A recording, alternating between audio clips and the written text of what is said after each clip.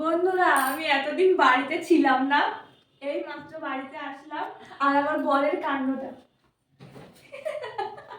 কি করেছে দেখো। আমাকে বলেছে আমার মনটা খারাপ ছিল চোখের জন্য, আমি এতদিন ওই বাড়িতে ছিলাম, আমার মনটা খারাপ ছিল। আমাকে কালকে ফোন করে বলছে তোমার জন্য একটা সারপ্রাইজ আছে।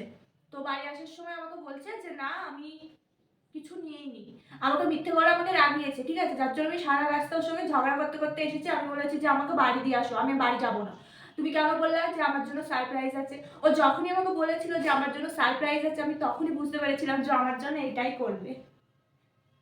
কি সুন্দর লাগছে, আমি সত্যি খুব খুশি হয়েছি। কি কিউট, খুব সুন্দর। সত্যি আমার পুতুল এত ভালো লাগে, কি সুন্দর লাগছে। আবার চকলেট দিয়ে সাজিয়েছে, হায় ভগবান, থ্যাংক ইউ, খুব পছন্দ।